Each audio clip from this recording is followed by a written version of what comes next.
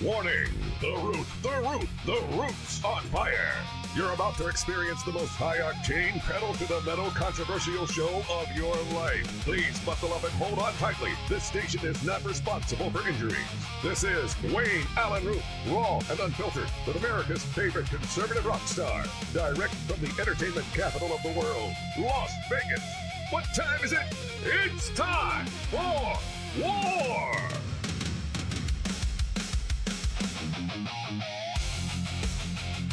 Here's your host, 100% raw truth, 100% American made, the warrior, Wayne Allyn Root.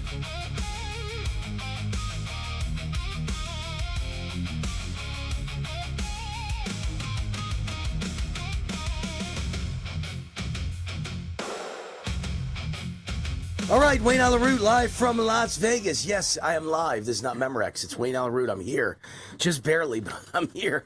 If you guys knew what a rush it is around my TV studio, I just raced in here seconds ago, and I had one eye on the clock and one eye on all the stories out there that I was trying to get downloaded and get ready for the show. So Wayne Allyn Root, Warzone Live. I am the Wayne Stream Media. No more mainstream media for you. You're here. That means you're locked into the Wayne Stream Media. I'm the biggest MAGA mouth in the world. The root is on fire, as we say every single show. President Trump is about to declare a national security emergency. My idea. Very proud, very honored if it happens. I assume it's going to happen. I assume he's going to lay out the case for it on Thursday night in his presidential address and then announce it either Thursday night or sometime over the next month. Some are telling me it's going to happen in the next month, like maybe early August, mid-August, late August, but not necessarily on Thursday night. But he's going to lay out the case on Thursday night for foreign interference in American elections. Here is my commentary. President Trump's about to declare a national security emergency for elections. Democrats and the liberal media are panicked and hysterical, and it all starts Thursday night with the presidential address to the nation. For many months now, I've been on a national security emergency crusade. Well, Republicans in the House and Senate and conservative activists like Scott Pressler, who obviously means well, I like Scott, have been pushing the SAVE Act 24/7. I've been pushing something 1,000 times better, a national security emergency for elections. This national security emergency invention was created by myself and an assist from my election security expert, John Goodman. This idea is like comparing, when comparing this to the SAVE Act, it's like comparing a tiny 1% tax cut to Ronald Reagan's massive record-setting Income Tax Act of 1981 that cut income tax rates from 70% to 28%. There is no comparison. Now, don't get me wrong. The SAVE Act is good. I support it if it could ever pass, but it can't. The GOP would need to suspend or permanently kill the filibuster, or they need 60 votes. And we don't have 60 votes. It's not even close. We don't have 52 votes. But even if by miracle the GOP could suddenly find a way to pass the SAVE Act, it's too little, too late. It would never be in place to protect the midterms.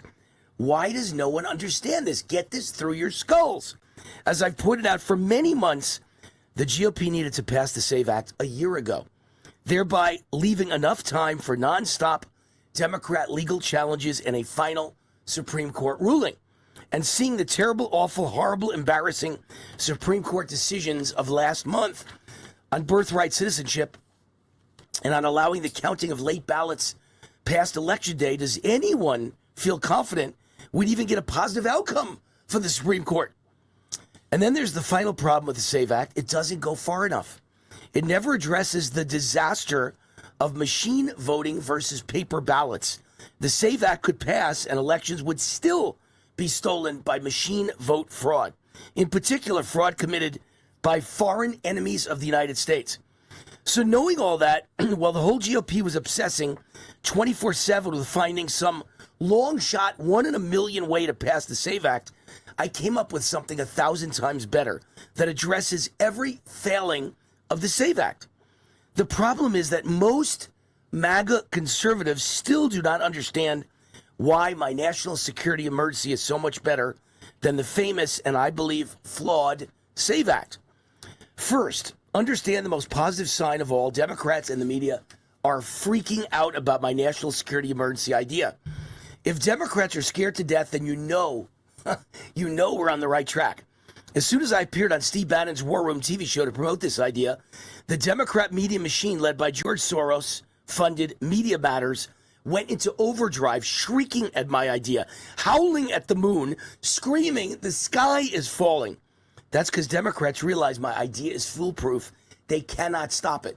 Second, this isn't my first rodeo. This is my second national security emergency idea. It was already proven unstoppable the first time around. Way back in 2019, President Trump could not secure the open border and build his wall because Congress refused to provide the funding. So I came up with the idea for President Trump to declare a national security emergency at the border. And that would allow him to take the money from the Pentagon budget to finish building the wall. It would also allow him to bypass Congress. President Trump adopted my idea. It worked then, and it will work now. It worked because this national security emergency could not be challenged in court. The Supreme Court already ruled in 1983 under Reagan that a national security emergency can only be overturned by a 2/3 vote on both houses of Congress, which is literally impossible to achieve. Third, my idea is not an executive order. So please stop confusing the two. Traditional executive orders can be challenged in court, but a national security emergency is a whole different animal and cannot be challenged in court. Fact. So I've invented a way to grab every element of the SAVE Act, voter ID, proof of citizenship, and strictly limiting mail-in voting. Plus, this idea adds many more important reforms for election integrity and rolls them into a foolproof vehicle, a national security emergency declaration. Again, let me stress, my idea is not an EO, executive order. It's a national security emergency, a whole different animal, completely different, and it cannot be challenged in court. No wonder Democrats are panicking. No wonder Media Matters is hysterical. Fourth, my idea stops Democrats, i.e. communist traitors who steal elections, cold in their tracks from using foreign interference to hack into machines, change vote totals, and steal elections. Even if the SAVE Act passed, it does not address machine voter fraud. This national security emergency mandates voting by paper ballots. This is how Americans have voted from the beginning of our nation 250 years ago, and it works. I would also include bans of ballot harvesting and ballot drop boxes, which are illegal in every other major country because both practices lead to massive voter fraud. Fifth, my national security emergency really is based on a serious emergency. It's based on foreign interference in U.S. elections. Our elections are being rigged and stolen by foreign enemies of the United States. President Trump is holding a presidential address to the nation on Thursday night. Word has it this will be when he starts to lay out his case of foreign interference in U.S. elections to the American people, and not just stolen presidential elections, but dozens of U.S. Senate and House seats have been stolen. Soon, therefore, I expect President Trump to declare a national security emergency for elections. If you think President Trump can't prove foreign enemies are stealing our elections, I have news for you. Why do you think America invaded Venezuela's presidential palace, captured their president, Nicolas Maduro, and brought him back to U.S. soil? Why go to all that trouble? We could have just bombed his palace and killed him. Why go to the trouble of capturing him? Because they needed him to testify. Maduro coordinated the stolen election of 2020, knows the details of how it was done, and can testify against Democrat leaders involved. But the most obvious example of foreign interference in U.S. elections is a no-brainer. The open border invasion conducted and coordinated by Democrats to change the demographics of the electorate. The plan was simple and purposeful. Open the borders, invite the whole world in, wave them in, illegally register them to vote, and use the illegal alien foreign invaders to steal elections across the USA. Non-citizens are voting. That is a fact. This is the perfect proof of foreign interference in U.S. elections and the perfect reason to declare a national security emergency for elections. It all starts with President Trump's address to the nation on Thursday night. Want to bet? All right. That was my opening commentary. I've been campaigning for this. I've been lobbying for this. I don't know what word you want to use. I've been begging for this. I've been hounding this. I've been cajoling this for months and months. Of course, I've been hounded by John Goodman, my national security expert, who never leaves me alone. He is always pushing, Wayne. Push President Trump to do a national security emergency. And by George, I think we're going to get it. I think we're going to win this one. All right, the sponsor of this segment of the show, Zicha Genesis Medicine. They're a biotech company. They've been developing medicines to treat Parkinson's disease, reverse type 2 diabetes, and to grow new blood vessels in the heart to reverse heart disease, which is going to kill about 1/3 of the people watching right now. Zicha has a new breakthrough to potentially reverse chronic pain. More than 50 million Americans suffer from chronic pain. Their medications could lessen or eliminate pains such as neuropathy, back pain, or migraine headaches. Data shows at least 10% of everyone watching right now suffers from severe back pain alone. To get this medicine to market, they're seeking investors to fund more medical research studies. Zicha is offering investors a royalty of 50% of cash received until they reach 10 times their investment. If you're interested in learning more about this investment opportunity, go to the website they created just for my fans, cure-war.com. That's cure-war.com. Wouldn't it be great to make money and help cure diseases at the same time? Go to cure-war.com. All right, we're headed to a break. I'm Wayne Allyn Root. The Root is on fire. When we get back, lots of news stories that I haven't got to yet because I was busy reading my commentary I'm so excited about. By the way, it's the lead commentary at the very top of thegatewaypundit.com. We are the official podcast of thegatewaypundit.com. This is the big one. I'm telling you, I've pushed President Trump to do a national security emergency for borders in 2019, and he funded the wall with my idea. Now we're going to push him to put into effect a national security emergency for elections and stop stolen elections. We'll be right back.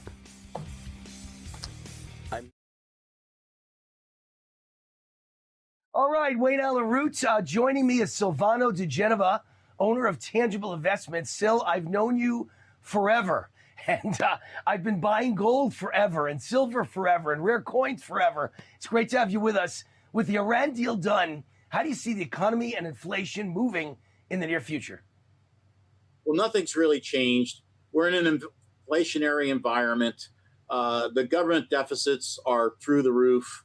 The reality is that oil prices may come down, but inflation is going to be with us long term. How does inflation impact the demand for gold and silver? Well, the more inflation there is, the more demand there's going to be for gold.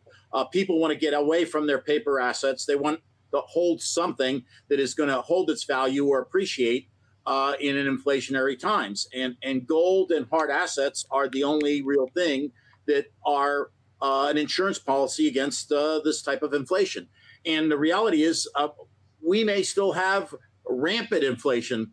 And we saw that under a different administration, and this one's doing okay to try and buckle it down. But long term, government spending is not going to stop. The world government spending is not going to stop. And that's going to be good for gold and hard assets into perpetuity at this point. And world debt is not going to stop, and America's debt is not going to stop. It just keeps getting higher and higher. How should buyers of gold and silver know which gold products to buy and what to avoid? Well, they certainly don't want to buy products that trade or are being offered at big premiums. If you're going to buy gold as your hedge, you want it as close to the spot price of gold as possible. Right now, we have an anomaly. You can actually buy some fairly rare coins at no premium or very little premium to just bullion coins, like $20 gold pieces that are 100 years old. We're selling them at $50 over the melt price. Okay. Or you can buy bullion coins from us at a very small premium over the spot price. There's a lot of gimmicks out there, and a lot of companies selling certified gold coins at big premiums and saying they're a gold investment. Well, they're not. I mean, you're going to have to overcome their markup. If you want gold, silver, precious metals, or rare coins, from a real firm with real credibility and honest pricing.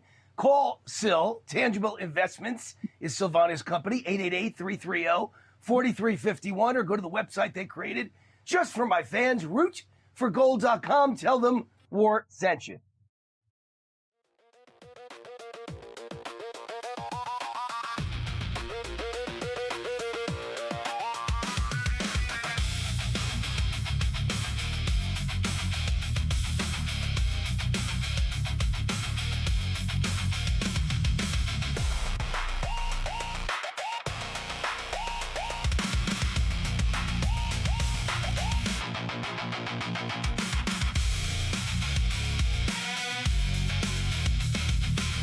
All right, so much going on. Coming up in just like 35 minutes, I'll be on with Steve Bannon on his War Room show. So I was just texting Bannon and saying, hey, you asked me to be on at 5 o'clock. My podcast ends at 5 o'clock, so we got to coordinate this. It's going to be very tight. Got to figure out what to do. I've got a guest on now, Wayne Barnes. Another Wayne. Welcome to the other Wayne. Wayne Barnes, 29-year FBI counterintelligence agent. Let's first say hi to Wayne. Wayne, how are you? It's Wayne. I'm doing very well. I'm doing really well, Wayne. My name, Wayne, has gone well through life. I've really enjoyed having it. Two Waynes, and the third Wayne is Wayne Newton. So now we got three Waynes in Las Vegas. On June 3rd, the FBI and MI5 and three other allied services issued a joint warning. Chinese military intelligence is running active recruitment campaigns through LinkedIn, posing as think tanks and consultancies to target clearance holders. So let me tell you, as a person who studies politics 24 hours a day and thinks he's a smart guy, Wayne, I have no idea what this says. I don't even know what that means. What the hell is a clearance holder? I don't even know what you're talking about. Tell me in layman's terms, what the hell's going on? When you're in the federal government, if you have a clearance, and many, many thousands of people do have clearances, tens of thousands, means you've passed the background check. They've interviewed your neighbors, your relatives, they've done your background, they look for your online information, and they determine if you, in fact, are a security risk so that you can learn our nation's secrets. In the FBI, everyone has a top secret security clearance, but also we have individuals who are defense contractors. You're a naval architect working in the new design for a submarine or the new plane wing for the B-2 bomber. All these people have clearances while they're not in the federal government per se. So they're really tens of thousands of people who have clearances. So what this organization was doing, what the Chinese were doing, was they were using a typical American website, LinkedIn or others similar to it, and they were posting employment for people who had the skill sets to have those jobs which would require government clearances. Of course, in England, there's an Official Secrets Act where you sign something on the dotted line. When you leave a government job or when you leave the FBI, and if you had a clearance, there's also a document. It's not so high and mighty sort of a name, but it's a very specific document which indicates that secrets you have, things you know, will remain with you. You won't give them to others. So if someone is either fired from a job or just decides to leave or moves and hasn't got a position, but they used to have a clearance, what it looks like the Chinese are aiming at are those kind of people involved in the tech world where they've got clearances and technology skill. The difficulty is they're pitching people in this effort to get their knowledge or secrets in a very cold way. That is to say, at one point they have to say, well, show us examples of things you've written, saying what your skill set is in your particular field. And at that point, they should say, well, everything I've written in the past 5 years was classified for the federal government. Confidential, yeah. But or secret or top secret or compartmented something. So at one point they may say, well, listen, I'm stuck here in Portland, Oregon. I moved here to be with my wife's family.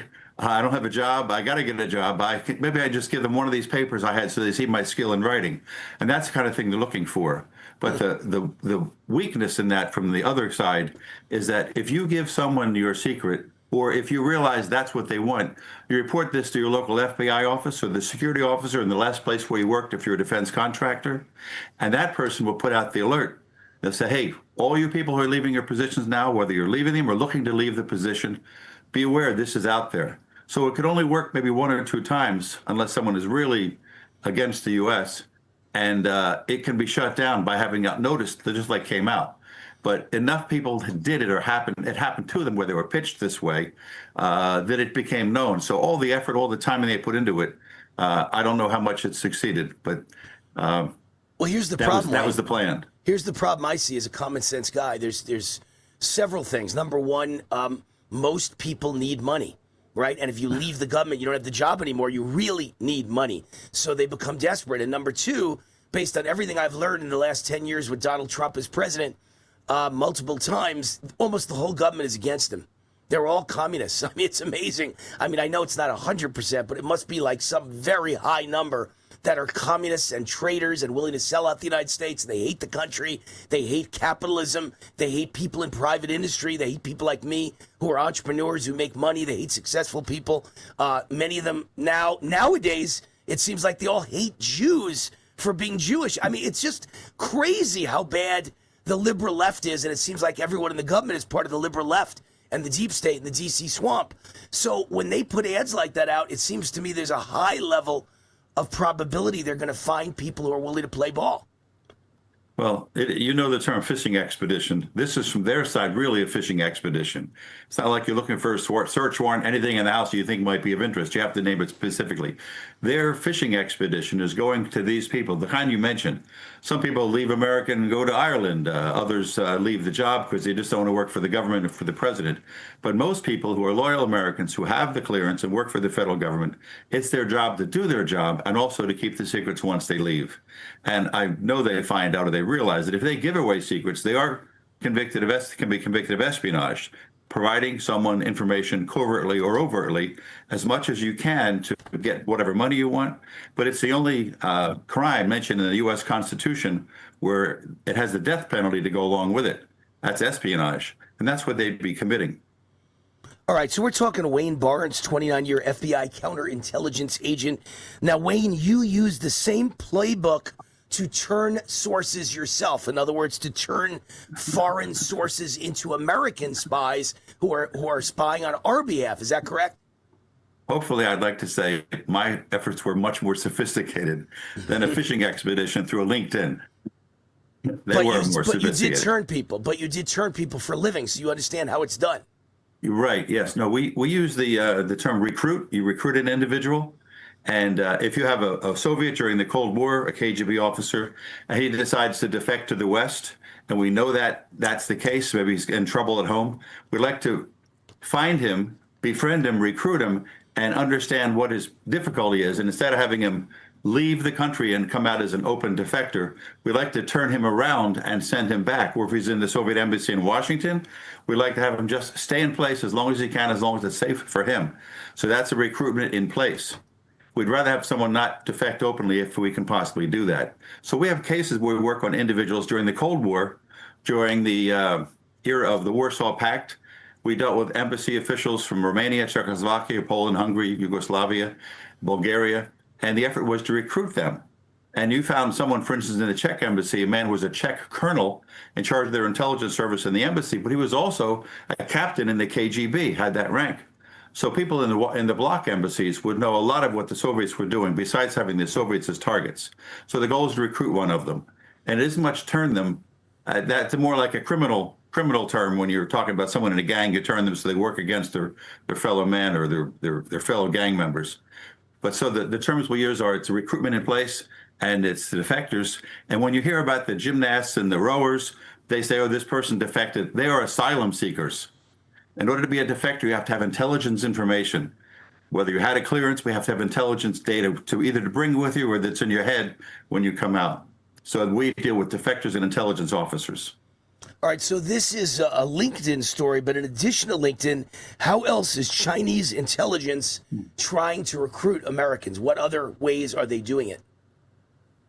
Well, their system is completely different than ours. A number of years ago, a senior intelligence official in China, he was making a presentation at some sort of a meeting where he was wearing an American-style suit, and he was asked about how do you get information from the West, the U.S. in particular, and he laughed, and he said, "We have them covered." Now, if we want to try to cover China, they have an embassy in Washington, D.C., they have consulates at various places, and you could try to recruit an intelligence officer who's there or any embassy official, but they have a much more advantageous situation to go against the U.S. So how many American students are exchange students in China working on a PhD?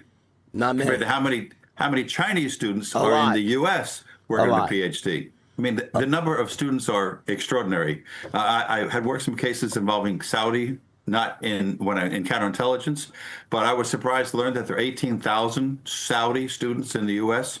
That's an astonishing number, and the Chinese, I'm sure that it's more. So we have documents which we would consider not classified, something which an individual wrote a PhD thesis on, whether it's to do with physics or orbiting of planets or whatever it might be. In places like the Soviet Union, places like China, those things are classified. So you can get things which in their countries would be classified, but not in our country. So it's really enormously open. But if you have a driver for Nancy Pelosi, if you have the girlfriend of Congressman Swalwell, if you have other individuals, I mean, they're all over. How many Americans are chauffeurs Working in China for an official in China? So Right. they can pepper the continent with all sorts of people at different levels. So if you remember, many people ask about the show The Americans, which was a Soviet couple on a TV and Netflix or one of those shows where they were illegals. That is to say, they were undercover, pretending to be Americans just for the regular jobs. And the question is, well, they don't have clearances. Well, what could they do? But they meet people with clearances. They go to the party of FBI agent lives across the street. They hear what he and his friends have in conversation. You can learn things, not necessarily with clearances, but about people, about meetings, about concepts. But coming to the U.S., they can have people in positions.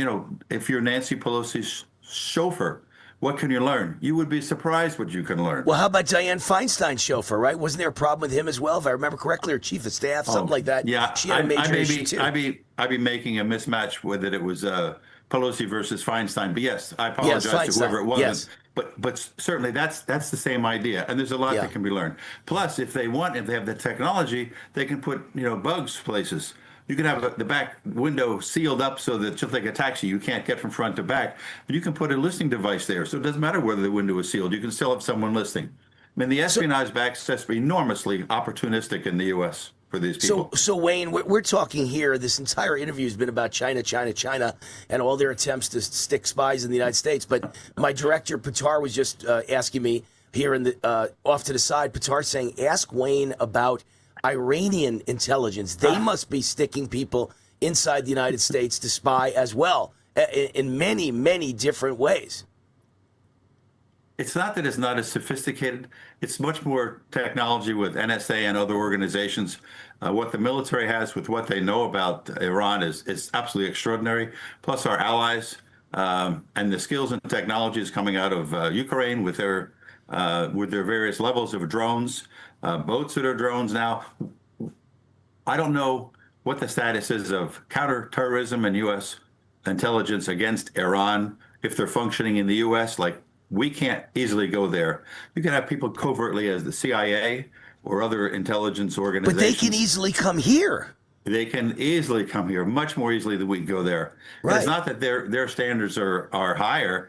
You just, look at me. I probably can't go there and start speaking Farsi and have them accept the conversation from me. Right. So you have someone who's ethnically from that country. In this country, your ethnicity hardly makes a difference in many locations. So, right. Well, especially like Beverly Hills. It's known as Little Iran now. I mean, it's just Iranians everywhere. And I'm sure 99% of them are good Iranians who are escaped to this country. Many of them are Jewish Iranians who ran away from the Muslim radicalism. But there must be a few that slip in who are working for the Iranian government and are here as spies, I'm sure. You recruited the source that took down Robert Henson, and who was a FBI traitor. Your book, A Traitor in the FBI, The Hunt for a Russian Mole, tells that story. Tell us what happened in that story.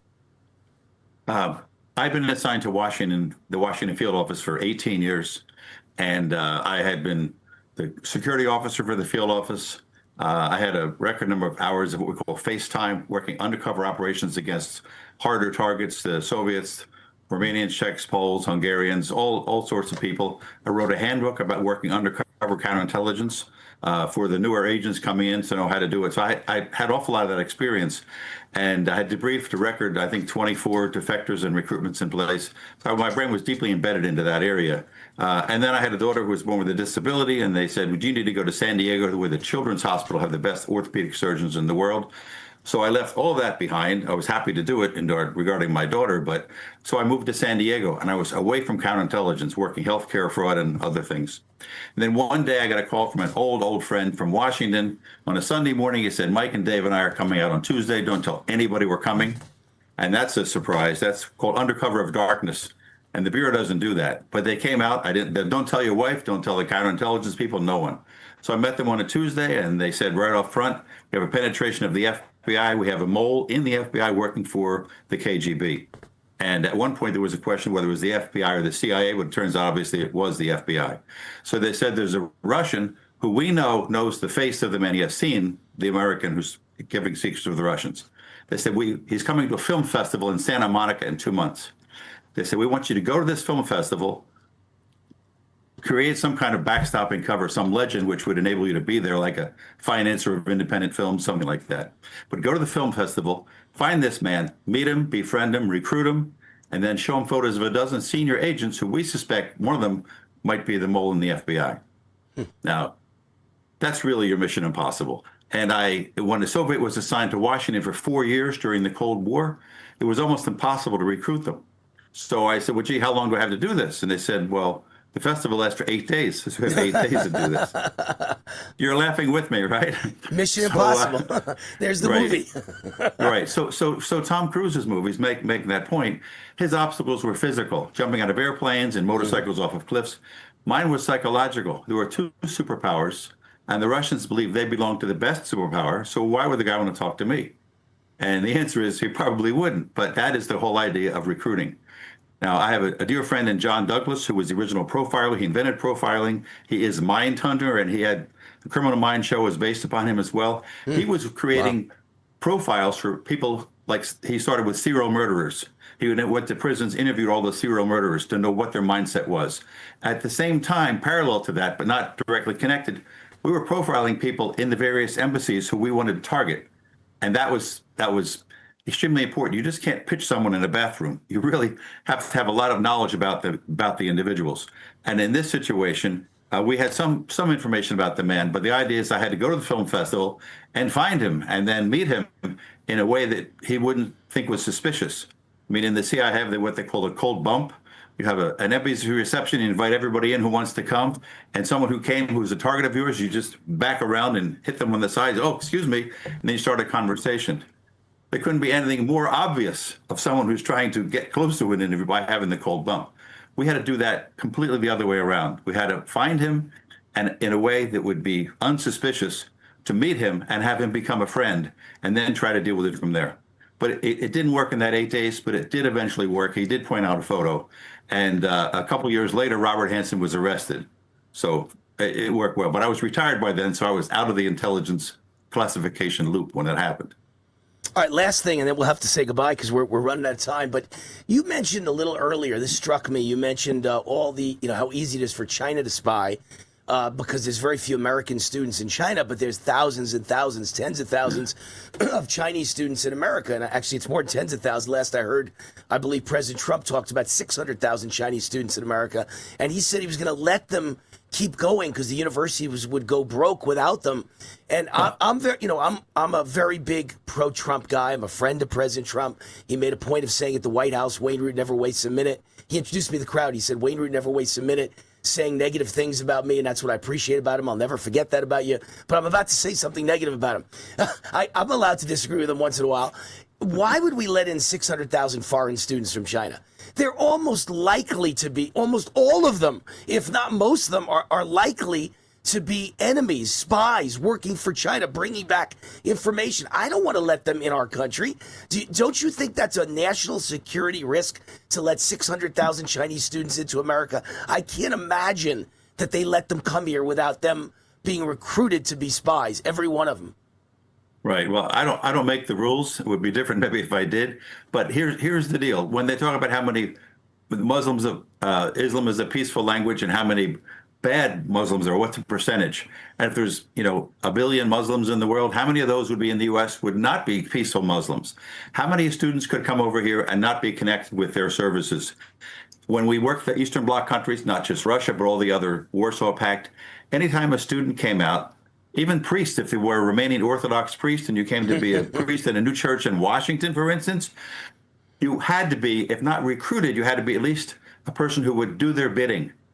And if you came out and you didn't do the bidding, you got sent back, or they punished your family. Your wife lost her job back there. So it's the same deal here. The number of Chinese students, they're not all, quote, officers, not all working for them, but it doesn't matter what the percentage is. Whatever percentage is, the whole number is simply enormous. Right. And that's really a problem. You can knock it back to half as many, and they would still have that many. But they do commit espionage. They get secrets that don't seem to be significant secrets many times, but someone back there in Beijing is putting all the pieces of the puzzle together, which greatly concerns me. Yeah, and by the way, when you talk about numbers like that, the number I've heard for years now is when it comes to Muslims, about 20% of all the Muslims in the world are radicalized and want to kill us and want to be terrorists and like it when Americans die, whether it's 20% or not. I hear that's the number. Well, there's 2 billion Muslims in the world, so that means there's 400 million Muslims that want to kill us. Yeah. That's a really big number. Even if 80% are not bad people, that's a huge number, a scary number. Right. That's the problem with an open society. We want to have the open society, and you have to figure out how to filter out, how to keep many out. I just think, as a whole number, there's far too many. But those who come out, who they want to live in the West, they want to be honest, decent Americans, like these the World Cup fans that came from Scotland, Australia, the Brits, and any place else. They want to be here. They want to love it here, and that's a big deal. I just wanted to show you this. This is the book, A Traitor in the FBI: The Hunt for a Russian Mole. It came out April 7th on Amazon. It sold out the first day, and it was the #1 for new release for the rest of the month. And it's doing pretty well. But it is that story, how that story ended, resulting in recruiting an intelligence person from the Soviet Union, the former Soviet Union. And it turned out to be a dynamic story. You can write fiction, but this one was all true. And I'm proud of it. He's got great stories, he's a great patriot. He has really bled for his country. Wayne Barnes, 29-year FBI counterintelligence agent. His book, A Traitor in the FBI: The Hunt for a Russian Mole. A fascinating story. It's more fascinating than even fiction. Real life, very often, more fascinating than fiction, and Wayne's got the proof. Wayne Barnes, thank you for hanging with us. My pleasure. Thank you very much. All right, the other Wayne. We got lots of Waynes here. Waynes are wild. We'll be right back. I'm Wayne Allyn Root. This is Warzone Live. RootForAmerica.com is my website. You can email me anytime, WayneRoot@gmail.com. And coming up in 15 minutes, I'll be a guest on Steve Bannon's show, War Room. Steve Bannon's show coming up with Wayne Allyn Root. We'll be right back.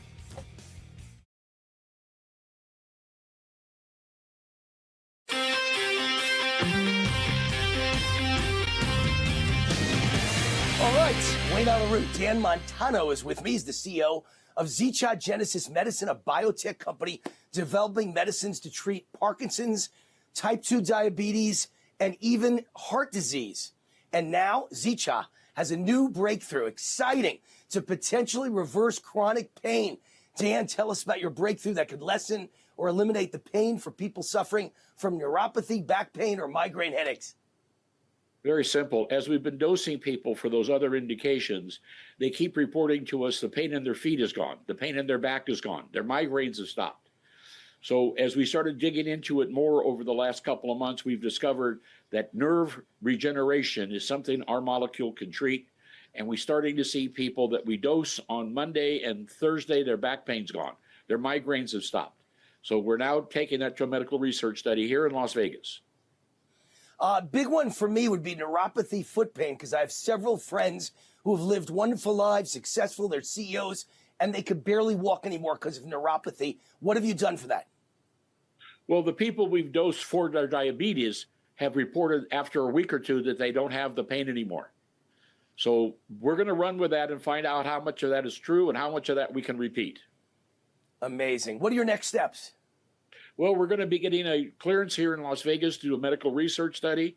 We'll be doing it primarily for back pain, neuropathy, and headaches, migraine headaches primarily. We'll have that approval probably in 30 to 60 days and start dosing people here in Vegas. And you're looking for test patients and investors, correct?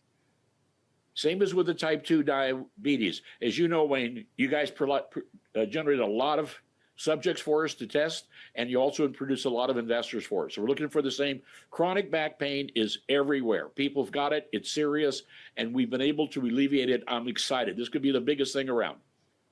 Dan, why is your approach to treating pain different? Well, first of all, we don't camouflage the pain.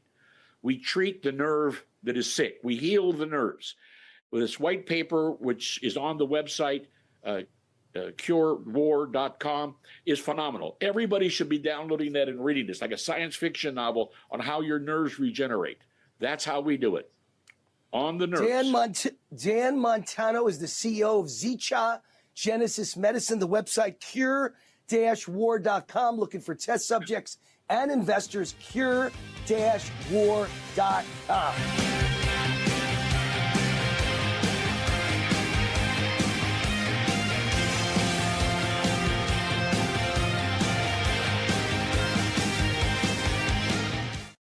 Wayne Allyn Root, what is going on here, brother? I'm saying right now it's 50-50 whether you even have this presentation tomorrow night, sir, the way the White House staff is fighting it. Your thoughts, sir?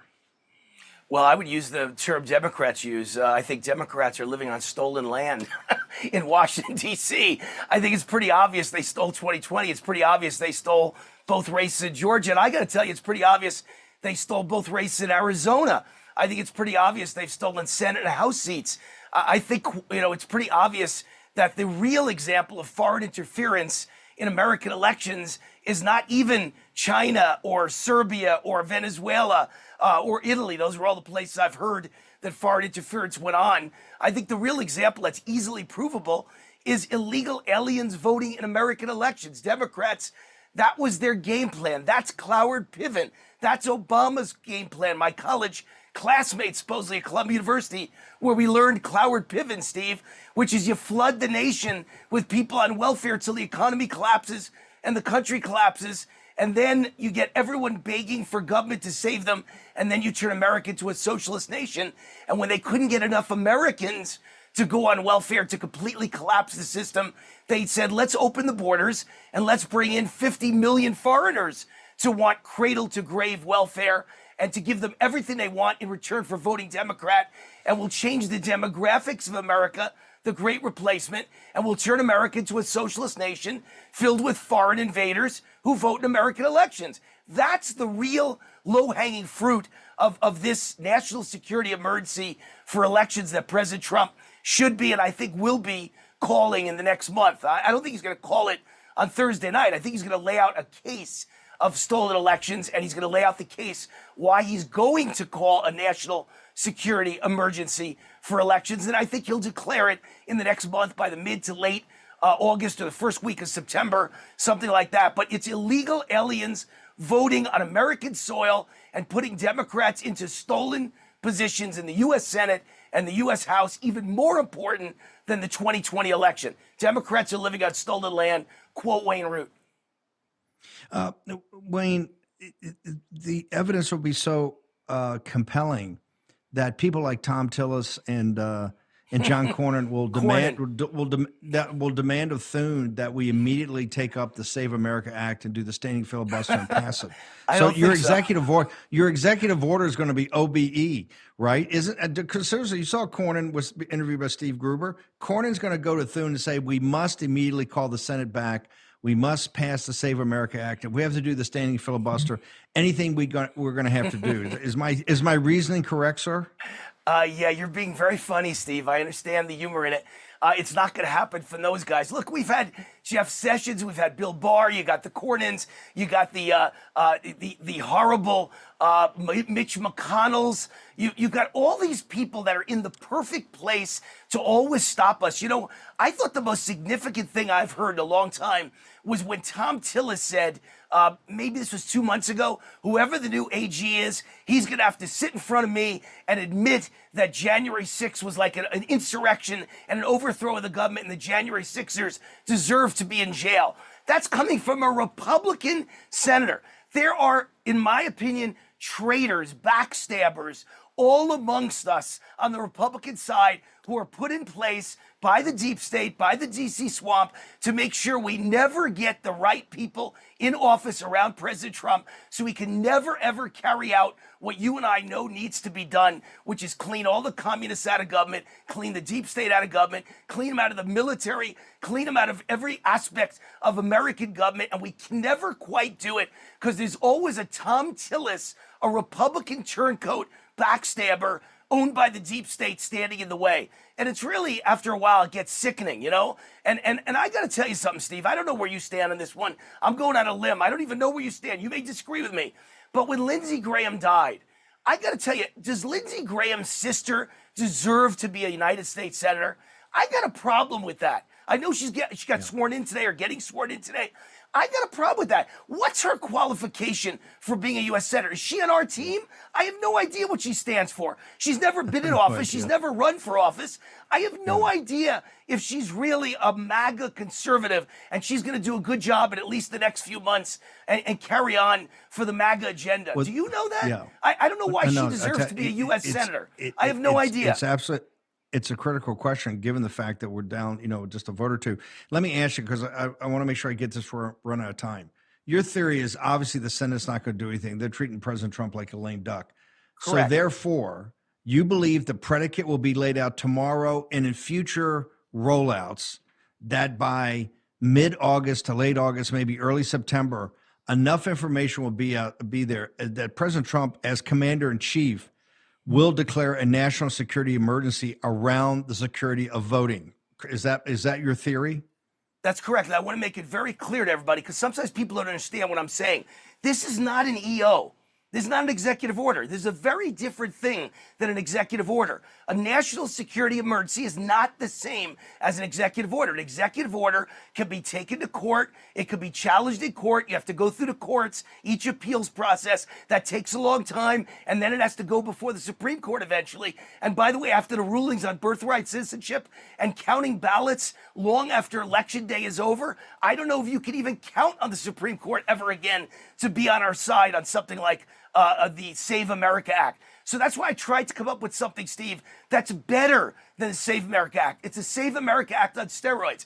It's a national security emergency declaration for elections like the one I proposed that Trump adopted in 2019, national security election for the border, where he was able to bypass Congress, use the money for the Pentagon budget to build the wall, secure our border. Democrats never sued because they realized that in 1983, the Supreme Court ruled very clearly that you cannot take a national security emergency to court and win in the courts. You've got to get a 2/3 vote in both houses of Congress to overcome a national security emergency. So I'm trying to give an option here that I believe is a much better option than a Save America Act. I love the Save America Act, but it doesn't deal with machines or paper ballots, by the way. And most importantly, it's never going to pass. It will not pass, and if it does pass, it will never be in effect because of legal challenges in time for the midterms. My idea, national security emergency, could actually be in effect for the midterms, and Democrats cannot stop it. So I'm trying to get us some ammunition here to win the midterms, and I think this does it.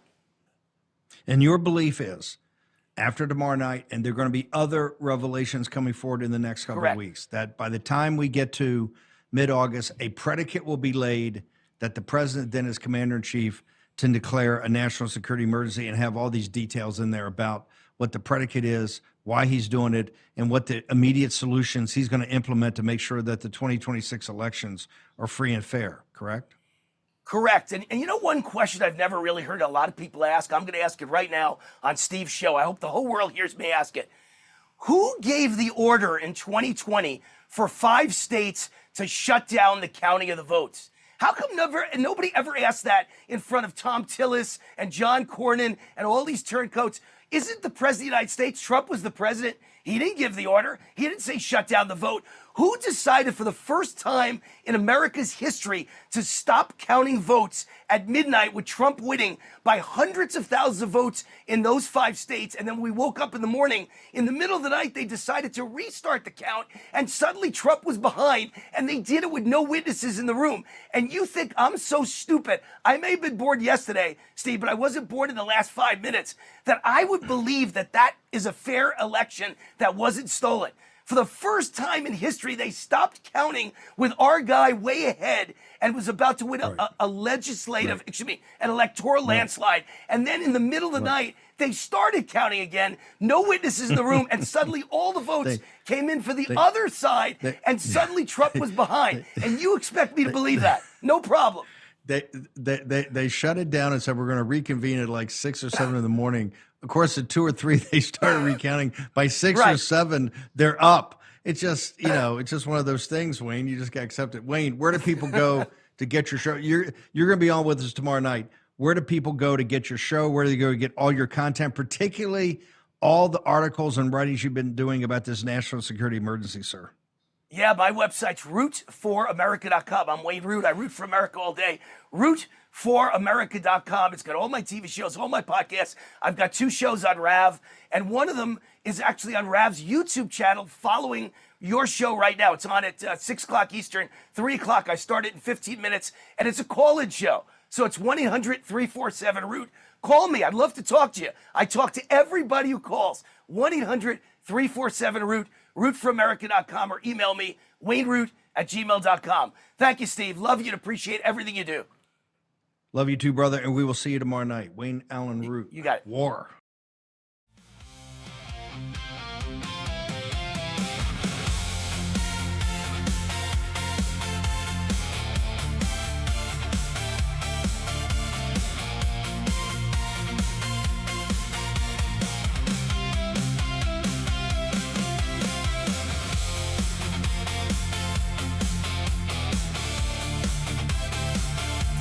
All right, Wayne Allyn Root from Las Vegas, the city that's growing with rich people. I don't think it's growing with everyone, but I think it's growing with rich people. I know. I live in Summerlin. It's unbelievable. It's unbelievable. Now, you know what makes us different than every other city in the United States? Los Angeles has almost no gated communities, almost zero. Like in the whole Los Angeles, there might be like 3 gated communities, if that. And those are all with $100 million houses at the top of Beverly Hills. Magic Johnson lives up there. Movie company heads live up there.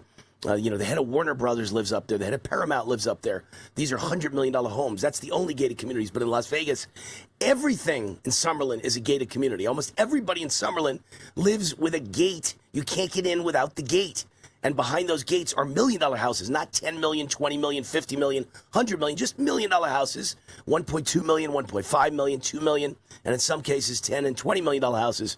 Everyone lives behind gates, and therefore there's no robberies, therefore there's no carjackings, therefore there's no home invasions. It's a great way to live. I love living in a gated community in Summerlin. Sponsor of this segment of the show, Tangible Investments. That's how you get a gated community. That's how you afford a gated community. You got to own gold. How important is it to own gold? China's central bank just increased their gold reserves for the 19th consecutive month. China's prepared for what's coming. Are you? And I don't make too many predictions about gold. I'll make one right now. China will buy all-time record for the 20th consecutive month, and then the 21st, and then the 22nd. China knows that they're going to cause some bad times, and probably World War III is coming, and probably civil war is coming in America. They're going to instigate it. They're going to cause it. They're going to really cause us a lot of problems. You've got to be prepared. They are. But just buying gold is not enough. You need to buy gold at the right price. This is where buyers get misled. Other gold companies say we charge only 1% over cost. That means nothing. Whose cost are they talking about? The real question you need to ask is, what are you charging me over spot price, which you can look up online at 100 different gold sites? Then compare the answer to Tangible Investments. These guys charge 1% over spot for gold. Unheard of. No one's ever done something like that. Tangible's been in business for more than 40 years. They've handled more than $2 billion in transactions involving precious metals, and their team brings over 200 combined years of experience. They offer gold bullion 1% over spot, silver as low as 3% over spot. Unheard of. If you want gold, silver, precious metals, or rare rare coins from a real firm with real credibility and honest pricing. Call Tangible Investments right now, 888-330-4351, 888. So it's toll free, 888-330-4351, or go to the website that they created just for my fans, rootforgold.com. Rootforgold.com. I love that name, rootforgold.com. And tell them Wayne Root sent you. They'll roll out the red carpet. You'll be a VIP, and you'll get gold at 1% over spot, silver at 3% over spot. Rootforgold.com. All right, Allyn Dershowitz is with us, one of the greatest lawyers in American history. Some would argue the greatest. Professor Emeritus at Harvard Law School, best-selling author, and his newest book, I love this title, Founding Fathers and One Jewish Mother. I love that. Love that. Allyn, welcome to the show. Well, thanks. I wrote this book for the 250th anniversary of America. I own a lot of the documents of liberty, original copies. I have letters of Thomas Jefferson, Alexander Hamilton, George Washington. I have an early copy of the Declaration, the Constitution, and I put them all together in a book glorifying the establishment of America. And then I also own the documents establishing Israel. The one Jewish mother, of course, is Golda Meir. Golda Meir, yeah. Like David Ben-Gurion and Theodore Herzl. And the similarity between the founding of these two countries is absolutely remarkable. Thomas Jefferson is David Ben-Gurion. They both wanted to have agrarian countries. Alexander Hamilton is Benjamin Netanyahu. They wanted to have international commercial companies. We both had problems with native population, the Palestinians, the Native Americans, African Americans, so many similarities. And I bring them together in this book you can get on Amazon right now. So if you're in a July 4th spirit, even though we're beyond that a week, get this book. I think you'll enjoy it. And by the way, I want to mention something I talk about all the time on my shows. The pirates, the Muslim pirates of Tripoli, that's how the Marines got formed under Thomas Jefferson, who was the most anti-war president in the history of America, the most libertarian anti-war guy who said, I don't want any foreign entanglements. The entire 8 years of his presidency, we were fighting the pirates, who were all Muslim, who were capturing our sailors and enslaving them and killing them. And so that hasn't changed either. I mean, you talked about the problems we had with Indians, native Indians. The problems we've had with Muslims began from the first day of the founding of America. Well, from the halls of Montezuma to the shores of Tripoli. Tripoli, right. And the shores of Tripoli were obviously the problems that we had with Muslims who didn't think Americans had the right to be in the Mediterranean. And they would go and they would kidnap and, the Americans enslave our sailors. And they beat them.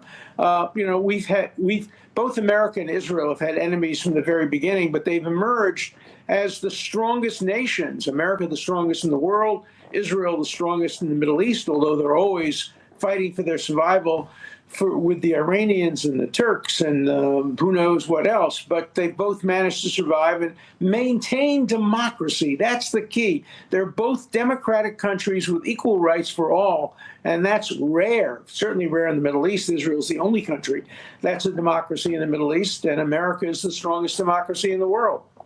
I doubt I can ever catch you on anything because you're a very learned man filled with wisdom. But I want to make sure you know that America would not be here today if it weren't for the American Revolution.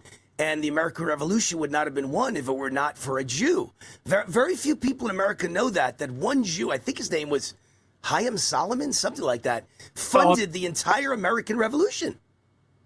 He gave money to George Washington, didn't charge a penny interest in order to fund the revolution. He loved America.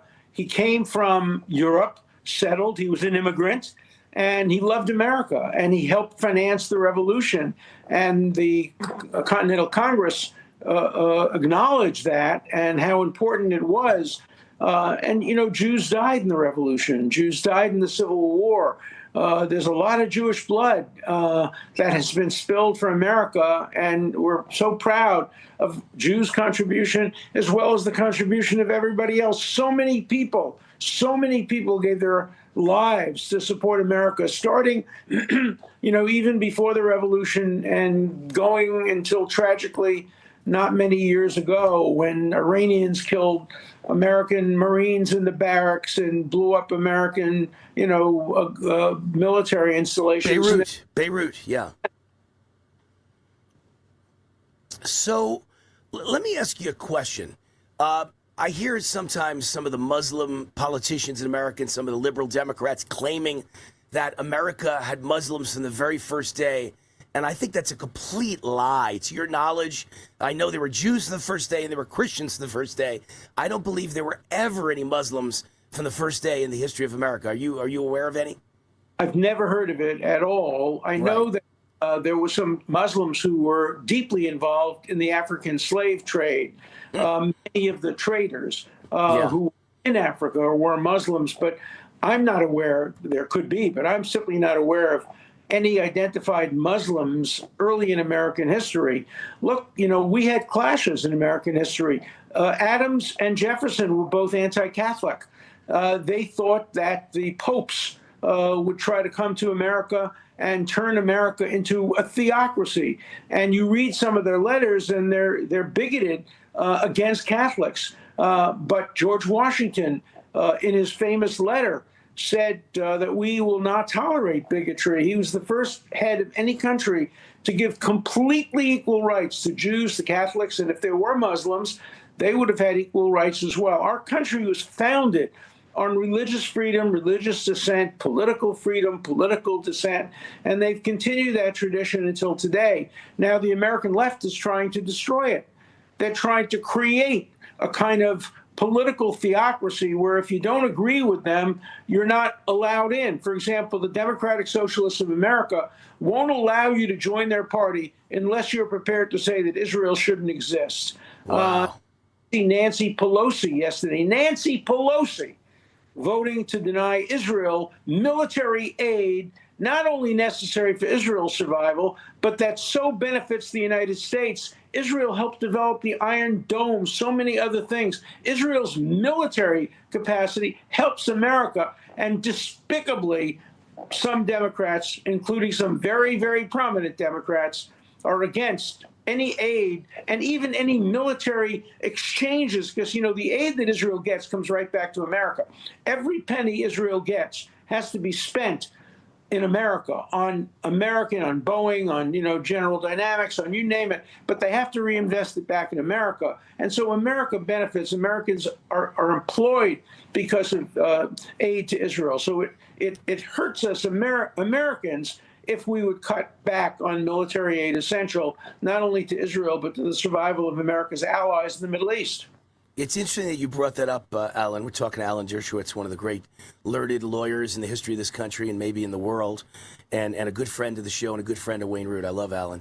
And I must say, Allyn, that I was kind of anti the Ukraine war, the funding of the Ukraine war. And the reason wasn't because I had anything against Ukraine.